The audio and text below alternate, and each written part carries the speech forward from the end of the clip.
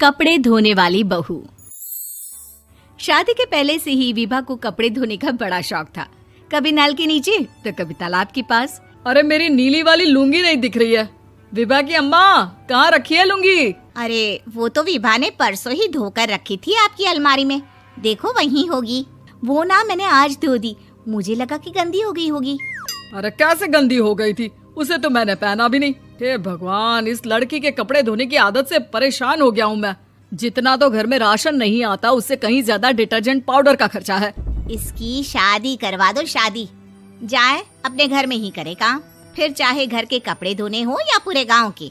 हाँ ठीक बोल रही हो, देखता हूँ मैं कोई लड़का। वो दिन भी आ जाता है जब विभा को देखने लड़के वाले आ जाते हैं। लड़की मुझे अच्छी लगी। होने वाली सास कहती है, बेटी अगर कुछ पूछना है तो पूछ लो। वैसे तो हमारी लड़की बहुत ही शर्मिली है, जो बोल दो वो मान लेती है, इसे क्या पूछना होगा। अरे कैसी बात कर रही हो माँ, मुझे इन लोगों के घर रहना है, सवाल तो कई है। हाँ हाँ बेटा, पूछ लो ना, क्या पूछना है। आप लोगों के घर कपड़े कौन धोता है? सास का मुंह बन जाता है।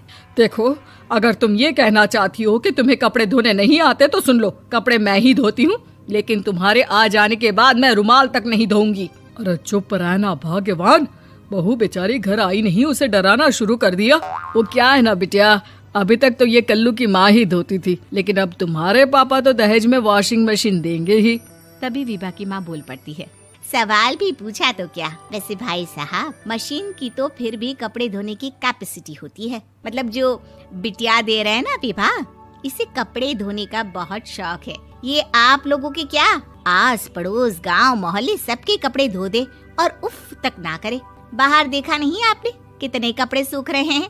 सब हमारी बिटिया ने ही तो धोए हैं। बस भी करो ना माँ, शर्म आ रही इतनी तारीफ सुनकर।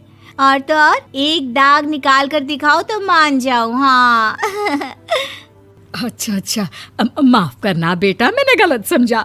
हमें तो रिश्ता बहुत पसंद है। और ऐसे जुड़ जाता है रिश्ता कपड़े धोने का शौक रखने वाली विभा का। उसकी शादी हो जाती है कोयला फैक्ट्री में काम करने वाले कल्लू के साथ। शादी के बाद अचानक विभा चिल्लाती हुई सास के पास आती है। सासू माँ, अरे सासू माँ कहाँ है आप? ये तो धोखा है, धोखा दिया आप लोगों ने मुझे। इसे ससुर के चक्कर के बारे में पता चल गया। अरे तो उसमें तुझे क्यों धोखा मिला है? अरे नल में पानी नहीं आता, कपड़े कैसे कब धुलेंगे? अच्छा, तू पानी नहीं आ रहा उसकी बात कर रही है। तो आपने क्या सोचा? कुछ नहीं। अच्छा, तेरी माँ ने कहा था कि कपड़े धोने का शौक है तुझे, याद आया मुझे। शौक बोलकर कपड़े धोने वाले मेरे जुनून को कम ना आके सासू माँ, कपड़ा धोना मेरा गुरूर है। तभी पति भी वहाँ आ जाता है। अभी मैंने इसे सनी देओल की फिल्म दिखाई है, उसी के डायलॉग मार रही है माँ। अच्छा सुन, साफ बता रही हूँ, पानी सुबह 4 से 6 और शाम को 10 से 12 आता है, समझी? विभा टाइमिंग सुनकर हैरान हो जाती है। ये क्या भूतों का मोहल्ला है? सुबह 4 बजे उठकर कौन कपड़े धोता है? 4 बजे टंकी में पानी जाता है, फिर सारा दिन धोना ना, किसने मना किया? अरे कैसी बात कर रही हैं? 200 लीटर की टंकी में कितने कपड़े धो लूंगी मैं? सुबह ही उठ जाऊंगी मैं। अब क्या था, विभा सुबह 4 से लेकर रात के 12 बजे तक कपड़े ही धोती रहती। एक रोज सास पड़ोस से निकलकर कहीं जा रही होती है कि साथ वाली कहती है, हाँ कल्लू की माँ, जरा ये बताओ कि 2 साड़ी है, 2 ब्लाउज और एक पेटीकोट और एक नाड़े वाला लंबा कच्छा। हाँ तो?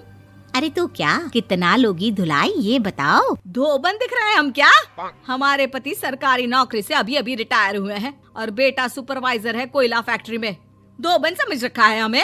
हाय रे कल्लू की अम्मा, माफ कर दो, वो तो मोहल्ले में यही सब बता रहे थे कि तुमने बहू को कपड़ा धुलवाने के काम में लगा दिया है। सास को पड़ोसन की बात सुनकर गुस्सा आ जाता है। वो घर पहुंचती है जहां घर के बाहर ही इतने सारे कपड़े सूख रहे होते हैं जितने कि किसी धोबन के घर पर। अरे ओ कल्लू की दुल्हन, बाहर निकल। माँ जी यहीं आ जाओ, बाथरूम में चादर धो रहे हैं हम। अरे अभी हम धोते हैं, तुमको बाहर निकलो। ये आस पड़ोस वाले बोल रहे हैं कि हम बहू से कपड़े धुलवा कर उसे कपड़ा धोने वाली बना दिए हैं। अरे छोड़ो ना माँ जी, किन लोगों की बातों में आती हो? आस पास के लोगों का तो काम ही होता है कि वो किसी तरह सास बहू को लड़ा दे। बहू सारे घर के कपड़े धोती है, ये क्या कम है? बोलिए। सास को भी लग जाता है कि वो बहू का ये सनकीपन नहीं छुड़वा सकती, इससे अच्छा है कि खुद ही चुप हो जाए। एक रोज सास और बहू मंदिर जाते हैं, जहाँ सास की साड़ी वहाँ खड़ी भीख मांगने वाली से मिलती है। माँ जी क्या बात है, आपकी साड़ी उस भिखारन से कितनी मिल रही है ना? हाँ हाँ देखो तो, दोनों की साड़ी मिल रही है। क्या बात है कल्लू की अम्मा, तुम खुद को तो अफसर की बीवी बताती हो और ऐसी सिंपल सी प्लेन साड़ी पहनकर घूमती हो। सिंपल और प्लेन नहीं है ये साड़ी। तो क्या सोने के धागे से फूल बने हैं? कुछ भी सासू माँ, कुछ भी। हाँ बने थे इस साड़ी में सोने के धागे से फूल। मेरे पति लेकर आए थे मद्रास से स्पेशली मेरे लिए 10,000 की। ताहे भाई साहब इस भिखारन के लिए भी सेम टू सेम साड़ी लेकर आए होंगे 10,000 की। सास उस वक्त तो कुछ नहीं कहती, लेकिन बहू के साथ घर आती है और अलमारी से एल्बम निकाल कर लाती है। ये साड़ी देख रही है, ये वही साड़ी है जिसे मैंने अभी पहना था। इस साड़ी में ये जो चमकदार फूल दिख रहे हैं ना, ये सोने के धागों से काढ़े गए हैं। लेकिन तू लोकल वॉशिंग मशीन ब्रश से घिस घिस कर सारे फूलों को निकाल कर साड़ी प्लेन कर दी। मुझे माफ कर दीजिए सासू माँ। और तो और, जब मैंने तुझे तेरी गलती के लिए कुछ नहीं कहा, लेकिन तूने तो सबके सामने मेरा मजाक ही बना दिया। क्यों? बहू को समझ में आ जाता है कि अब से उसका कपड़े धोना बंद।